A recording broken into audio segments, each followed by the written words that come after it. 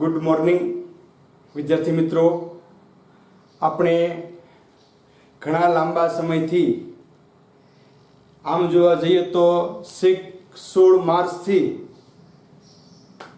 પરોક્ષ રીતે એકબીજાને મળીએ છીએ અને આ અનલોક 1ના સમયે આપણે ઘરે રહી અને વધુમાં વધુ અભ્યાસ થાય એ માટેના પ્રયત્નો કરીએ છીએ।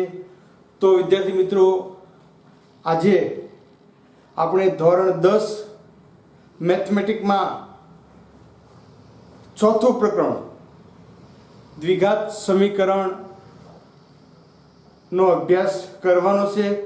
ત્યારે આજના દિવસે આ પ્રથમ લેક્ચરમાં આપ સર્વે વિદ્યાર્થી મિત્રોને આવકારું છું અને હવે આપણે આજે આપણો પ્રથમ દ્વિઘાત સમીકરણનો પ્રથમ લેક્ચરની વાત કરીએ તો દ્વિઘાત સમીકરણ, અહીંયા તમે આની પહેલા દ્વિસલ સુરેખ સમીકરણનો અભ્યાસ કર્યો તો બંનેમાં જે ભિન્નતા છે એ સમજવા માટે આપણે પ્રયત્ન કરીએ।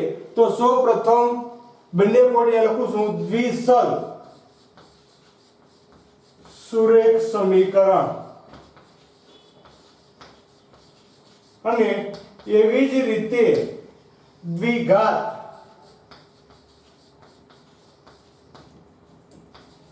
સમીકરણ। તો બંનેમાં જે તફાવત રહેલો છે આપણે સમજવાનો છે કે બે પ્રકરણ ધોરણ 10માં આવે છે અને બંને પ્રકરણ એકબીજામાં દાખલો દ્વિઘાતનો દ્વિસલ ન સમજીએ અને દ્વિસલનો દ્વિઘાત ન સમજીએ, આ ભેદ સમજવો ખૂબ મહત્વનો છે। તો અહીંયા દ્વિસલ એટલે કોઈ પણ બે ચલ આવે છે અને અહીંયા દ્વિઘાત એટલે ચલ એક જ આવશે પણ એક ચલનો દ્વિઘાત બે ઘાત હોવો જોઈએ। આ બંને વચ્ચેનો ડિફરન્સ છે। અહીંયા સાથે તમે પ્રમાણિત સ્વરૂપ લખું તો આનું પ્રમાણિત સ્વરૂપ ax + by + c = 0। આ દ્વિસલ સુરેખ સમીકરણનું પ્રમાણિત સ્વરૂપ છે, યાની કે ત્રીજા પ્રકરણનું। એવી જ રીતે આનું પ્રમાણિત સ્વરૂપ છે ax² + bx + c = 0। તો અહીંયા તમે જોઈ શકો છો કે અહીંયા x અને y બે ચલ છે એટલે દ્વિ શબ્દ અહીંયા ચલના સ્વરૂપમાં છે અને અહીંયા દ્વિઘાત એટલે બે ઘાત। તો અહીંયા તમે જુઓ તો ચલ એક જ છે x પણ એનો બે ઘાત આપેલો છે। એટલે પ્રથમ આપણે આ જોઈએ તો અહીંયા આપણે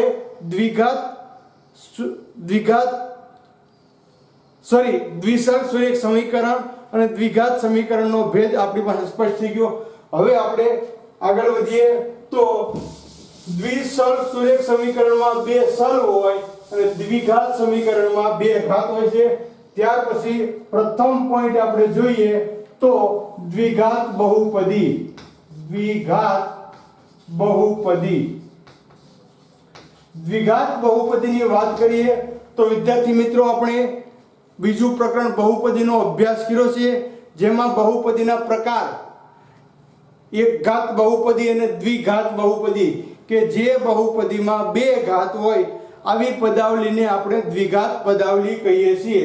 એટલે કે અહીંયા આનું સ્વરૂપ આપણે ભણી ગયેલા છીએ તો ax² + bx + c અને જ્યાં જોવા જઈએ તો a ≠ 0 અને ab belongs to r આપણને આપેલું છે।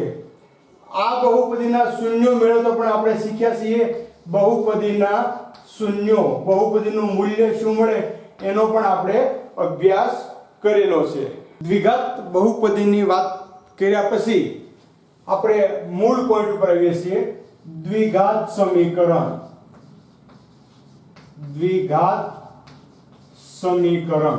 તો અહીંયા વિદ્યાર્થી મિત્રો આપણને ખ્યાલ આવી ગયો કે જે પદાવલીમાં બે ઘાત હોય, બે થી વધુ પણ નહીં, બે થી ઓછી પણ નહીં, આવી એક ચલ પદાવલીને દ્વિઘાત સમીકરણ કહેવામાં આવે છે। જે પદાવલીમાં ચલ સંખ્યાની બે ઘાત હોય, બે થી વધુ પણ નહીં અને બે થી ઓછી પણ નહીં, આવી એક ચલવાળી પદાવલીને દ્વિઘાત સમીકરણ તરીકે ઓળખવામાં આવે છે. હવે આપણે દ્વિઘાત સમીકરણનું પ્રમાણિત સ્વરૂપ, દ્વિઘાત સમીકરણનું પ્રમાણિત સ્વરૂપ, તો આનું પ્રમાણિત સ્વરૂપ જોઈએ તો ax વર્ગ વત્તા bx વત્તા c ઇક્વલ ટુ 0, જ્યાં a not equal to 0, a b c belongs to r. r ગણની અંદર સમાયેલા હશે. એનો અર્થ એ થયો કે a b c ઋણ પણ હોઈ શકે, ધન પણ હોઈ શકે, અપૂર્ણાંક પણ હોઈ શકે, સમય કે અસમય કોઈ પણ સંખ્યા આવી શકે. બિલોંગ્સ ટુ r એટલે વાસ્તવિક સંખ્યાગણ r માં તમામ સંખ્યાનો સમાવેશ થાય છે. હવે આના આપણે એક બે ઉદાહરણ જોઈએ તો એક્ઝામ્પલ 1 જોઈએ તો 2x વર્ગ વત્તા 3x વત્તા 1 બરાબર 0. જો સમીકરણ ને બે બાજુ હોય, ડાબી બાજુ અને જમણી બાજુ. અહીંયા આપણને આપેલી છે 2x નો વર્ગ એટલે x ની 2 ઘાત છે, અહીંયા x ની 1 ઘાત એટલે મહત્તમ 2 ઘાત હોવી જોઈએ. ત્યાર પછી બીજું ઉદાહરણ આપણે જોઈએ તો 4x વર્ગ ઓછા 3x વત્તા 2 બરાબર 0.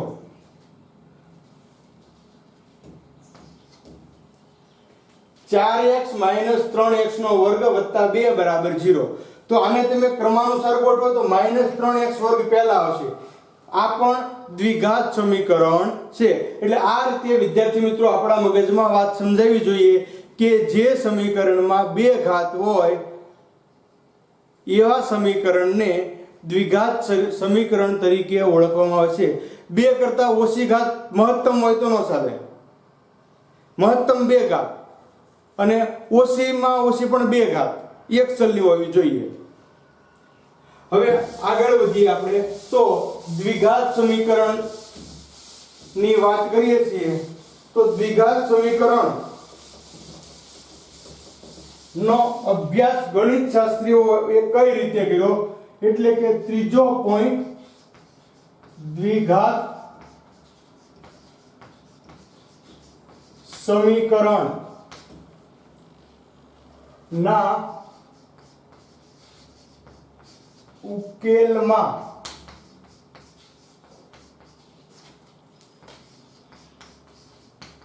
ગણિત શાસ્ત્રી નો ફાળો. તો વૈદિક કાળથી શરૂ કરો તો ગણિતમાં ભારતનું પ્રભુત્વ રહ્યું છે અને આજની તારીખે પણ જોવા મળે છે. એમ દ્વિઘાત સમીકરણમાં ઉકેલમાં ગણિત શાસ્ત્રીનો ફાળો. તો સૌપ્રથમ દ્વિઘાત સમીકરણનો ઉકેલ બેબીલોન વાસીઓએ શોધ્યો. એટલે આ મૂળભૂત શરૂઆત થઈ. જો તો બેબીલોન અને ઇજિપ્તનું પણ ગણિતમાં ખૂબ મહત્વનું યોગદાન રહેલું છે. એટલે સૌપ્રથમ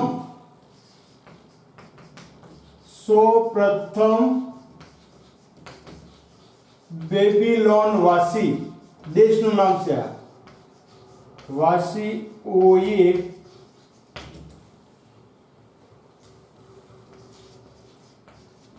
દ્વિઘાત સમીકરણનો ઉકેલ મેળવ્યો. તેમણે x²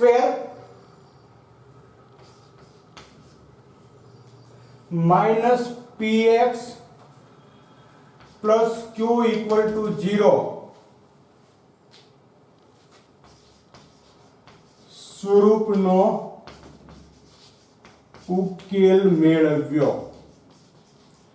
ત્યારબાદ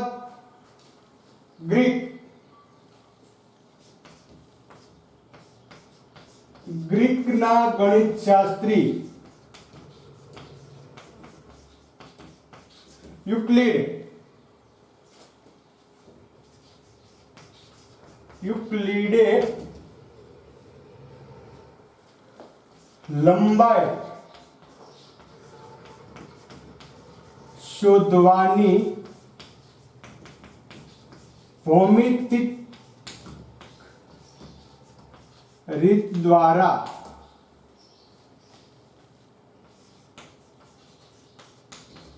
સમીકરણનો ઉકેલ મેળવ્યો.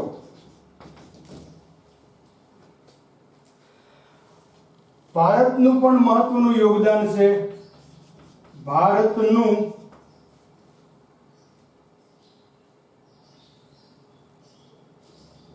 ભારતીય ગણિત શાસ્ત્રી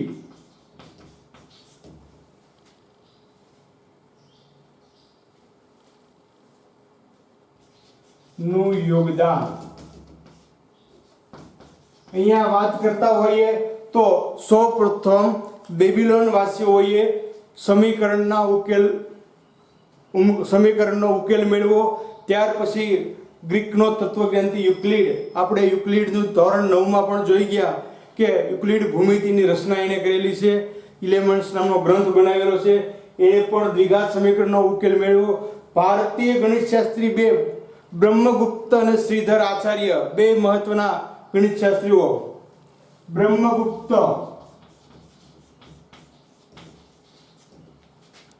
ઈસવીસન 598 થી 665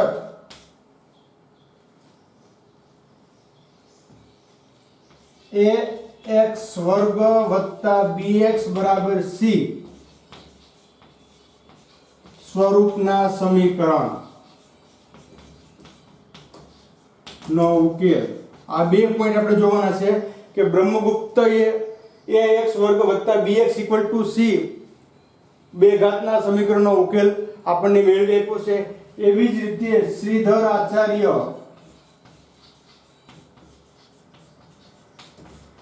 ઈસવીસન 1025 એ પૂર્ણ વર્ગ ની રીતે ઉકેલ શોધવાનું સૂત્ર આપ્યું.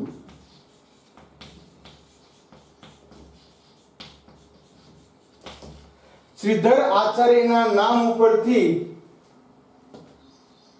એને શ્રીધર આચાર્યનું સૂત્ર તરીકે પણ ઓળખવામાં આવે છે. પૂર્ણ વર્ગના સૂત્રને શ્રીધર આચાર્ય નું સૂત્ર તરીકે ઓળખવામાં આવે છે. આ તમામ ગણિતશાસ્ત્રીની જે ફાળો છે એનું આપણે અહીંયા વિવરણ કર્યું છે. ત્યાર પછી અરબી ગણિતશાસ્ત્રી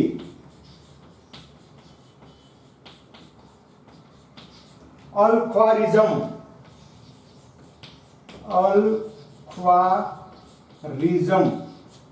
અરબી ગણિતશાસ્ત્રી અલ-ખ્વારિઝમ ઈસવીસન 800 માં દ્વિઘાત સમીકરણનો અભ્યાસ કર્યો. અને છેલ્લે યુરોપનો ગણિતશાસ્ત્રી છે અબ્રાહમ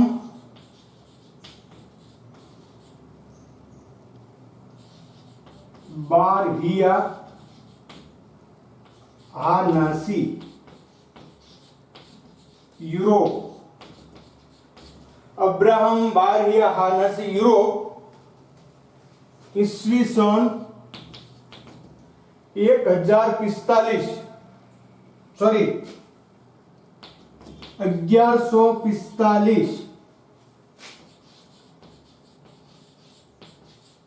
ભિન્ન ભિન્ન જુદા જુદા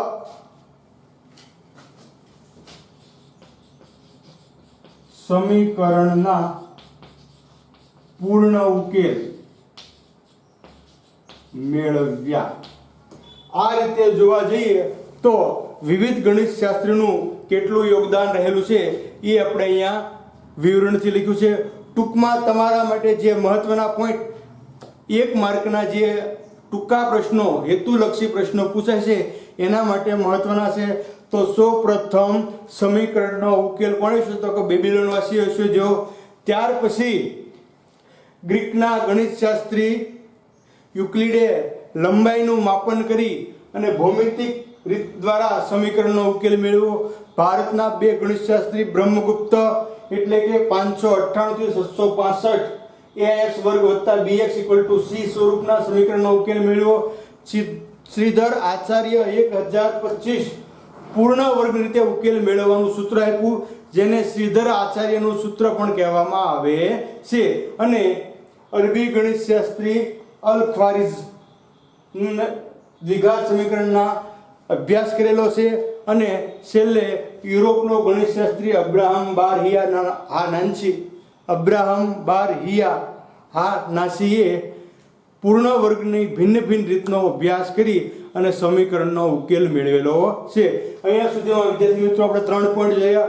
ફરી 3 પોઈન્ટ રિપીટ કરીએ તો દ્વિઘાત બહુપદી જે આપણે બહુપદીમાં અભ્યાસ કરેલો છે જેનું પ્રમાણિત સ્વરૂપ આપણે જોયું. ત્યાર પછી દ્વિઘાત સમીકરણની વાત કરી, એનું પ્રમાણિત સ્વરૂપ અને ઉદાહરણ જોયા. જુદા જુદા ગણિત શાસ્ત્રીનો ફાળો. અને હવે પછીનો આપણો અભ્યાસનો મહત્વનો પોઈન્ટ શરૂ થાય છે કે દ્વિઘાત સમીકરણની શરતો.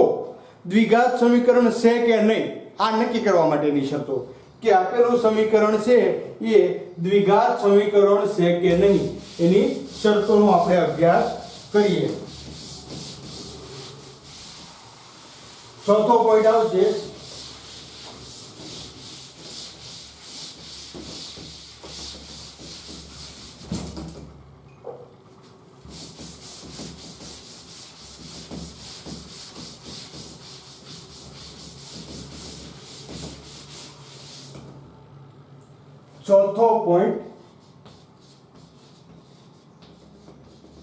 દ્વિઘાત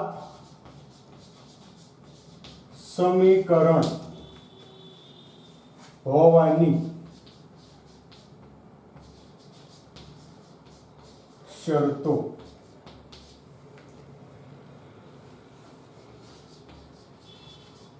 સમીકરણ દ્વિઘાત છે કે નહીં આ આપણે નક્કી કરવાનું છે. ઘણી વખત 1 માર્કમાં પૂછાય કે આ સમીકરણ આપણને આપ્યું છે એ સમીકરણ દ્વિઘાત સમીકરણ છે કે નહીં તે જણાવો. તો આપણે એનો ઉકેલ મેળવવાની શરતો આપણને આવડતી હોય તો આપણે જોઈને કહી શકીએ. તો પહેલું જ શરત છે શરત 1 કે દ્વિઘાત સમીકરણમાં a not equal to 0 હોવું જોઈએ. જો અહીંયા પહેલો જ પોઈન્ટ કે a not equal to 0 એનું મૂલ્ય 0 હોવું જોઈએ નહીં. તો શા માટે? જો એનું મૂલ્ય તમે 0 મૂકો તો વર્ગવાળું પદ રહેતું નથી. દાખલા તરીકે આપણે જોઈએ છીએ 5x વર્ગ વત્તા 3x. તો અહીંયા 5 ની જગ્યાએ તમે 0 મૂકી દો તો વર્ગવાળું પદ રહેતું નથી, કેમ કે ગુણાકારનો નિયમ છે કે કોઈ પણ સંખ્યાને શૂન્ય સાથે ગુણો એટલે જવાબ શૂન્ય મળે. એટલે વર્ગવાળું પદ ન રહે તો એને દ્વિઘાત સમીકરણ કહેવાય નહીં. કેમ કે આપણે જોઈ ગયા છે કે દ્વિઘાત સમીકરણમાં 2 ઘાત હોવી ફરજિયાત છે, તો ઘાત જતી રહે એટલે દ્વિઘાત સમીકરણ નથી. એટલે કે ax વર્ગ હોય એટલે a not equal to 0 એની જગ્યાએ ક્યારે પણ 0 આવશે નહીં. અને જો 0 આવે તો એ દ્વિઘાત સમીકરણ નથી. બીજી બાબત આપણે જોઈએ તો દ્વિઘાત સમીકરણમાં સલની મહત્તમ ઘાત 2 હોવી જોઈએ.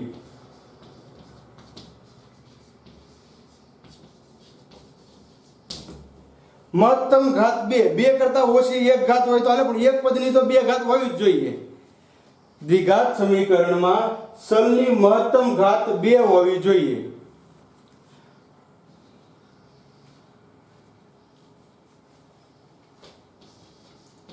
બે કરતા વધુ કે ઓછી નહીં.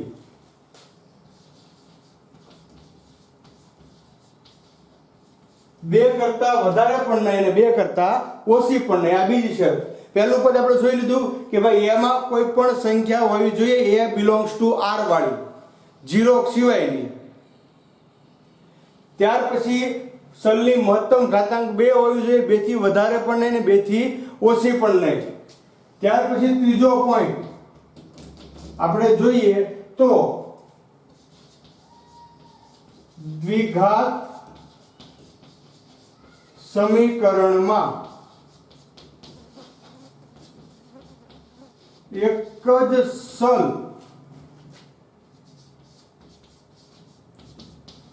હોવો જોઈએ. દ્વિઘાત સમીકરણમાં એક જ ચલ હોવો જોઈએ. અહીંયા આપણે મેં તમને પ્રારંભિક શરૂઆતમાં સમજાવ્યું હતું કે દ્વિચલ તો બે ચલ આવે, દ્વિઘાતમાં એક જ ચલ આવશે. એ પછી x હોય તો x લેવાનો, y હોય તો y લેવાનો, z હોય તો z લેવાનો. જે આપ્યો એક જ ચલ આવશે, એમાં બે ચલ નહીં આવે. ત્યાર પછી ચોથો પોઈન્ટ, દ્વિઘાત સમીકરણ ની ઘાત ઋણ કે અપૂર્ણાંક ન હોઈ શકે, ન હોવી જોઈએ. અહીંયા વિદ્યાર્થી મિત્રો તમને છે કે હોય તો શું વાંધો, પણ એક મહત્તમ ઘાતાંક 2 હોય એ સિવાયનું જે ચલ છે એની ઘાતાંક તમે ઋણ કે અપૂર્ણાંક લ્યો તો એ બહુપદી જ નથી. તો બહુપદી ન હોય તો દ્વિઘાત સમીકરણ બની શકતું નથી. કેમ કે આપણે બહુપદીના નિયમમાં ભણી ગયા છીએ કે બહુપદી કોને કહેવાય, તો કે જે પદાવલીમાં ચલ સંખ્યાની ઘાત અનુરણ અપૂર્ણાંક, ઋણ પણ નહીં અને અપૂર્ણાંક પણ નહીં, ઋણ અને અપૂર્ણાંક ન હોય એને જ બહુપદી કહેવાય. એટલે આવી સંખ્યા મળે, બે ઘાત તો હોવી જોઈએ, પણ એ સિવાયની જે એક સંખ્યા આપણે કીધું કે ax વર્ગ વત્તા bx વત્તા c, તો એમાં ax વર્ગ વાળું પદ તો સમજાઈ ગયું, પણ bx વાળા પદમાં પણ જો x ની ઘાત ઋણ કે અપૂર્ણાંક હોય તો એ દ્વિઘાત સમીકરણ નથી. એટલે આ તમામ બાબતનો આપણે મહત્વની છે. આના આધારે તમારો 1 માર્કનો વિકલ્પ આવી શકે છે, તો એની ખાસ કાળજી રાખીએ કે આપેલું સમીકરણ દ્વિઘાત સમીકરણ છે કે નહીં, આ આપણે કહેવાનું છે. તો અહીંયા સુધીમાં લગભગ તમામ બાબત તમારા મગજમાં આવી ગઈ છે. હવે આપણે દાખલાની ગણતરી શરૂ કરીએ. જે પોઈન્ટ જોયો છે પોઈન્ટ પ્રમાણે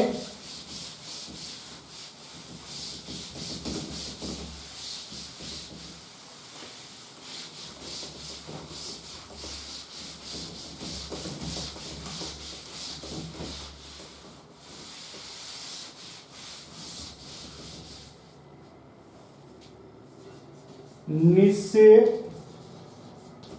આપેલા સમીકરણ દ્વિઘાત સમીકરણ છે કે નહીં તે જણાવો. આપણે સમીકરણ જોવાનું, આપણે જે આ 4 શરતો કીધી છે એ શરત પ્રમાણે મૂલવવાનું, અને જો હોય તો હા પડે, ન હોય તો ના પડવાની. પહેલું સમીકરણ છે 5x - 2x વર્ગ -2 બરાબર 0. તો પ્રથમ આપણે જોવાનું કે n ની a વર્ગ ax વર્ગ જે પદ છે એ 0 ન હોવું જોઈએ. તો અહીંયા કેટલા છે? -2 છે, બરોબર ને? -2 છે એનો અર્થ એ થયો કે એ સમીકરણ બની શકે, બરોબર. બીજી બાબત આપણે જોઈ, હું આવ્યું હતું કે મહત્તમ 2 ઘાત હોવી જોઈએ. તો મહત્તમ 2 ઘાત છે, આની ઘાત ઋણ કે અપૂર્ણાંક નથી, એટલા માટે કહી શકીએ કે દ્વિઘાત સમીકરણ છે. દ્વિઘાત સમીકરણ છે. જો અહીંયા સમીકરણ આપણે ડાયરેક્ટ મળી જાય છે. જો ન બનતું હોય તો સમીકરણ પહેલા બનાવવાનું અને પછી આપણે એનો ઉકેલ મેળવવાનો. નેક્સ્ટ દાખલો આપણે જોઈએ, બીજો દાખલો. તો x ઓછા 2 નો વર્ગ વત્તા 1 બરાબર 2x ઓછા 3. અહીંયા જોઈએ તો અહીંયા કાઉંસનો વર્ગ છે એટલે કાઉંસના વર્ગનું વિસ્તરણ થશે 2 ગુણ્યા પહેલી બીજીના નિયમ પ્રમાણે. જો એ દાખલો ખાસ યાદ રાખજો. તેથી શું આવશે? જો અહીં વચ્ચે બરાબર એટલે પહેલા તેથી લેવાના. પહેલી સંખ્યાનો વર્ગ નિશાની 2 ગુણ્યા પહેલી બીજી 2 2 4x વત્તા 4 વત્તા બીજીનો વર્ગ વત્તા 1 બરાબર 2x ઓછા 3. હવે મારે 2x ઓછા 3 ને ફેરવવાના છે કે પ્રમાણિત બનાવવા માટે. તેથી x વર્ગ ઓછા 4x વત્તા 5 ઓછા 2x વત્તા 3 બરાબર 0. તમે સમજી શકો છો કે 2x ને ફેરવા એટલે માઈનસ થઈ ગયા, 3 ને ફેરવા એટલે પ્લસ થઈ ગયા. હવે સજાતી પદોના સરવાળા બાદબાકી મારે કરવાના છે.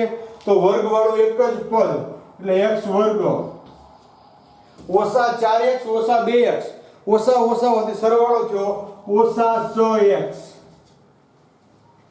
બરોબર ને? માઈનસ માઈનસ સરવાળો નિશાની માઈનસ ની સરવાળાનો નિયમ છે. માઈનસ માઈનસ પ્લસ એ ગુણાકારનો નિયમ છે, ખાસ યાદ રાખજો. 4x ઓછા 2x એટલે ઓછા 4x ઓછા 2x ઓછા 6x વત્તા 5 વત્તા 3 એટલે 5 ને 3 8 બરાબર 0. હવે તમે જોઈ શકો છો કે અહીંયા x વર્ગ વાળું પદ છે, બે ઘાતાંક છે, અપૂર્ણાંક ઘાતાંક કોઈની છે નહીં, અને ax વર્ગ વત્તા bx વત્તા c ના સ્વરૂપમાં છે, એટલે કે દ્વિઘાત સમીકરણ છે. દ્વિઘાત સમીકરણ છે. નેક્સ્ટ ત્રીજો દાખલો આપણે જોઈએ. તો પ્રથમ રકમ જોઈ લઈએ. x કૌંસમાં x વત્તા 1 x કૌંસમાં x વત્તા 1 વત્તા 8 બરાબર રકમ ટેલી કરી લઈએ. તો x વત્તા 2 x ઓછા 2 કૌંસમાં x વત્તા 2 x ઓછા 2. હવે અહીંયા વિદ્યાર્થી મિત્રો આપણે જોઈએ તો આ બંને સંખ્યાનો ગુણાકાર થશે નિયમ પ્રમાણે. તો તેથી x ગુણ્યા x એટલે x વર્ગ વત્તા x વત્તા 8. જો આ પદનો સરવાળો છે એનો ગુણાકાર કરવાનો નથી, આ બેનો ગુણાકાર. x ગુણ્યા x એટલે x વર્ગ x ગુણ્યા 1 એટલે x એકા 1 બરાબર. અહીંયા પણ આપણે જોઈએ તો આમ તો તફાવતના અવયવ છે એટલે ડાયરેક્ટ રૂપાંતર મળશે. આ બેનો ગુણાકાર x વર્ગ પ્લસ માઈનસ માઈનસ 2 2 4. ડાયરેક્ટ લ્યો તો વાંધો નહીં, અને આની જેમ લેશો તો પણ ગુણાકાર મળશે, પણ આ ડાયરેક્ટ પદ આવડી જાય તો આપણને સરળ પડે. પ્લસ માઈનસ હોવાથી જો આમ તમારે ન લખવું હોય તો એક સ્ટેપ તમે વધારીને પણ લખી શકો છો આ રીતે. પહેલા x નો ગુણાકાર લ્યો એટલે x વર્ગ, ત્યાર પછી આ બેનો ગુણાકાર વત્તા 2x, ત્યાર પછી આ બેનો ગુણાકાર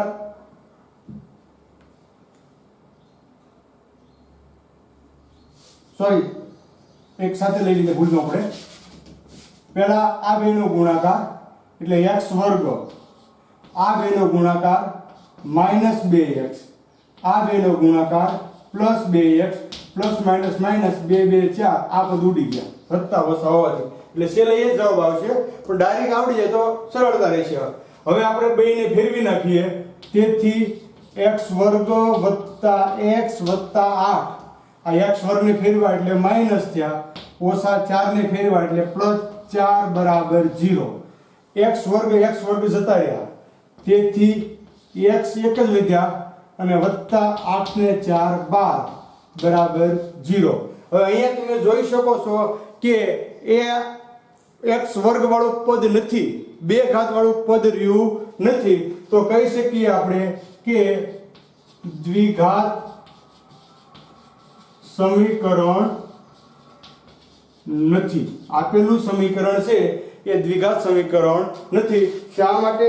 તો એ તમને મેં સમજાવ્યું કે આપણો જે સિદ્ધાંત છે કે a નોટ ઇક્વલ ટુ 0 હોવું જોઈએ, તો અહીંયા a ઇક્વલ ટુ 0 થઈ ગયું, કેમ કે a વાળું પદ રહ્યું નથી, એટલે કે વર્ગ વાળું પદ રહ્યું નથી, એટલા માટે આ સમીકરણ દ્વિઘાત સમીકરણ નથી. નેક્સ્ટ આપણે દાખલો જોઈએ છીએ. તો ચોથો દાખલો.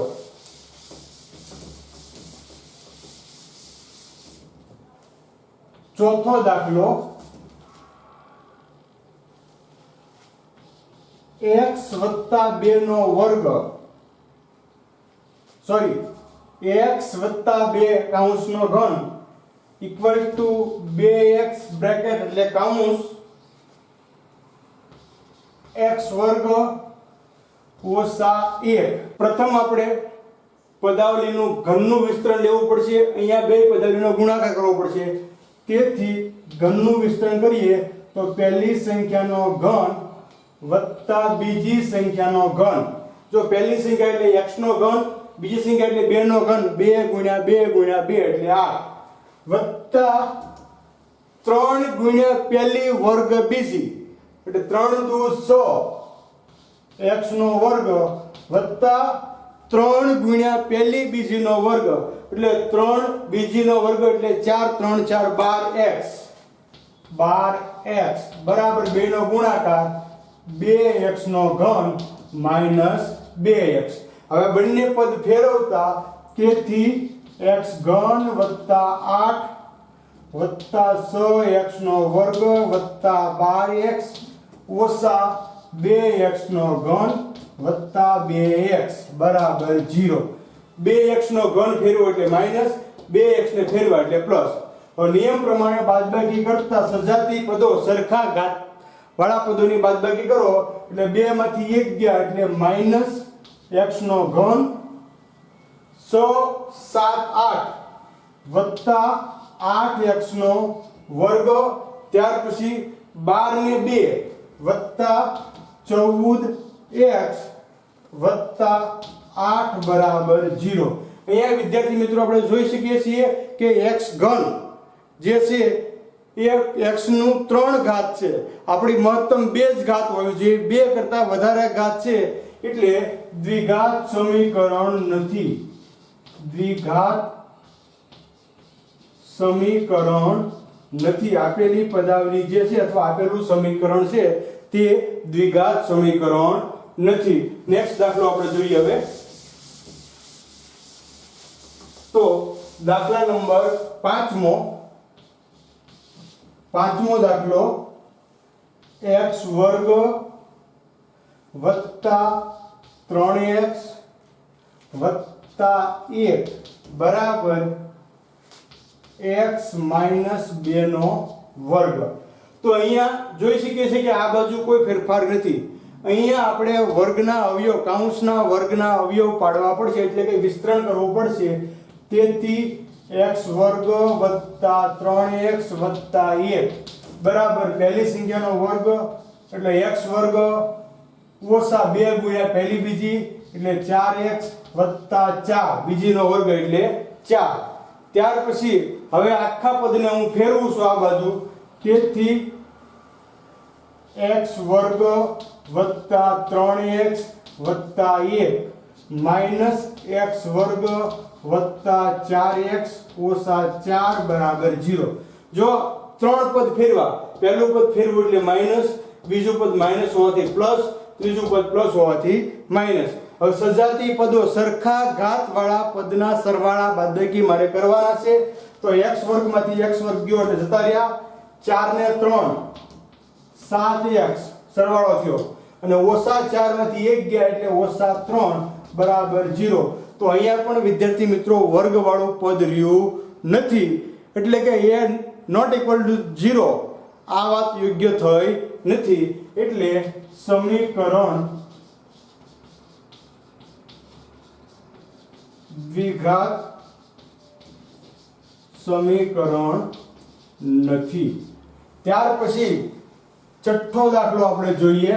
તો x વર્ગ ઓછા 2x x વર્ગ ઓછા 2x બરાબર -2 બીજા કૌંસમાં 3 ઓછા 1. તો અહીંયા આપણે જોઈએ છીએ કે આ પદ તો બરાબર છે, આ પદનો મારે રૂપાંતર મેળવવાનું છે, -2 નો 3 અને x સાથે ગુણાકાર લેવાનો છે. તેથી x વર્ગ ઓછા 2x plus minus minus 6 minus minus plus 2x, જો plus minus minus 6 minus minus plus 2 એકા 2x. હવે આ પદને ફેરવું હું, તેથી x વર્ગ ઓછા 2x વત્તા 6 ઓછા 2x બરાબર 0. જો x વર્ગ ઓછા 2x એમ નામ 6 ને ફેરવા એટલે પ્લસ, 2x ને ફેરવા એટલે માઈનસ. નિયમ પ્રમાણે રૂપાંતર કરતા x વર્ગ ઓછા ઓછાનો 6 ઓછા 2 2 4x વત્તા 6 બરાબર 0, એટલે કે દ્વિઘાત સમીકરણ છે. આ રીતે વિદ્યાર્થી મિત્રો આપણે જે 4 શરતો કરી છે, દ્વિઘાત સમીકરણ હોવાની શરતો 4 આપણે જોઈ, એનો ઉપયોગ કરી અને રૂપાંતર બહુપદીના નિયમો ફરી બધા યાદ રાખવાના છે, નિત્ય સમૂહ યાદ રાખવાના છે અને એના દ્વારા આપણે અહીંયા એનો ઉકેલ મેળવવાનો છે. તો આ રીતે આપણે એનો જવાબ મેળવી શકીએ. વિદ્યાર્થી મિત્રો, આજના દિવસમાં આપણે મુખ્યત્વે 4 પોઈન્ટનો અભ્યાસ કર્યો છે. રિપીટ કરું છું, શીખો સમજો એટલા માટે ત્રીજી વખત રિપીટ કરું છું કે પહેલું દ્વિઘાત બહુપદી, જે આપણે બહુપદીના પ્રકરણમાં ભણ્યા હતા કે જે પદાવલીમાં ચલ સંખ્યાની 2 ઘાત હોય આવી પદાવલીને દ્વિઘાત પદાવલી કહેવાય છે. એનું પ્રમાણિત સ્વરૂપ હતું ax વર્ગ વત્તા bx વત્તા c અને a નોટ ઇક્વલ ટુ 0. આ બહુપદીના ઉકેલ મેળવતા આપણે જે તે સમયે શીખ્યા હતા. ત્યાર પછીનો આપણો પોઈન્ટ છે દ્વિઘાત સમીકરણ. તો દ્વિઘાત સમીકરણમાં આપણે જોયું કે જે પદાવલીમાં બહુપદીમાં 2 ઘાત હોય આવી પદાવલીને 2 બાજુ ધરાવતી હોય, ડાબી બાજુ ઇક્વલ ટુ જમણી બાજુ, તો આવી પદાવલીને આપણે દ્વિઘાત સમીકરણ તરીકે ઓળખીએ છીએ. એનું પ્રમાણિત સ્વરૂપ આપણે જોયું ax વર્ગ વત્તા bx વત્તા c equal to 0, a not equal to 0 અને abc બિલોંગ્સ ટુ r. એ વાત આપણે જોઈ. ત્યાર પછી આપણે જુદા જુદા ગણિત શાસ્ત્રીઓએ દ્વિઘાત સમીકરણમાં શું ફાળો આપ્યો એની વાત કરીએ. તો ફરી રિપીટ કરું છું કે સૌપ્રથમ દ્વિઘાત સમીકરણનો ઉકેલ બેબીલોનવાસીઓએ શોધ્યો હતો. ત્યાર પછી ગ્રીક તત્વજ્ઞાની અથવા ગ્રીક ગણિતશાસ્ત્રી યુક્લિડે લંબાઈની ભૌમિતિક રચના કરી અને દ્વિઘાત સમીકરણનો ઉકેલ શોધ્યો. ભારતના ગણિતશાસ્ત્રી બ્રહ્મગુપ્તએ દ્વિઘાત સમીકરણનો ઉકેલ શોધ્યો. કયા સમીકરણ એ વાત કરી હતી આપણે કે ax વર્ગ વત્તા bx ઇક્વલ ટુ c નો શ્રીધર આચાર્ય પૂર્ણ વર્ગની સૂત્રની રીત આપી, જેને આપણે શ્રીધર આચાર્યનું સૂત્ર કહીએ છીએ. અરબી ગણિતશાસ્ત્રી અલ-ખ્વારિઝમે દ્વિઘાત સમીકરણના ઉકેલનો અભ્યાસ કર્યો અને યુરોપનો અબ્રાહમ બારહિનાસી ગણિતશાસ્ત્રીએ પણ પૂર્ણ ઉકેલની ભિન્ન ભિન્ન રીત આપણને આપેલી છે. ત્યાર પછી આપણે દ્વિઘાત સમીકરણ હોવાની શરતો જોઈ, 4 શરતો કે એ ફરી રિપીટ કરીએ તો a નોટ ઇક્વલ ટુ 0 હોવું જોઈએ. એ વાળું પદ ક્યારે 0 થવું જોઈએ નહીં, એટલે કે 2 ઘાત રહેવી જોઈએ. બીજી શરત મહત્તમ 2 ઘાતાંક, 2 થી ઓછી પણ નહીં અને 2 થી વધારે પણ નહીં. ત્રીજી શરત આપણે જોઈ કે ચલ સંખ્યાની ઘાતાંક જે છે એ ઋણ કે અપૂર્ણાંક હોવી જોઈએ નહીં. અને ચોથી બાબત આપણે એ શરતમાં વાત કરી હતી કે દ્વિઘાત સમીકરણમાં એક જ ચલ હોવો જોઈએ. એ પ્રમાણે આપણે 6 દાખલાનો અભ્યાસ કર્યો. બાકીના દાખલા હું આજે તમને લેસન હોમવર્કના માધ્યમમાં મોકલું છું. એ પણ સાથે સાથે પાકી નોટબુકમાં લખતા જજો. પોઈન્ટ ટુ પોઈન્ટ પાકી નોટબુક સાથે સાથે તમારે લખતી જવાની છે, જેથી કરી આપણે ફરી પાછા જ્યારે પ્રત્યક્ષ મળીએ ત્યારે જે તમને ન આવડતું હોય એ જ શીખવા માટે આપણે પ્રયત્ન કરવો પડે. તો અત્યાર સુધીની બાબત તમારા સમજવામાં આવી છે. ન સમજાય કે કોઈ મુશ્કેલી અનુભવો તો ચોક્કસ જાણ કરો. સાથે મળી એનો ઉકેલ આપણે લાવીશું. દીર્ઘ સમીકરણની ઘડીએ ખૂબ ખૂબ ધન્યવાદ.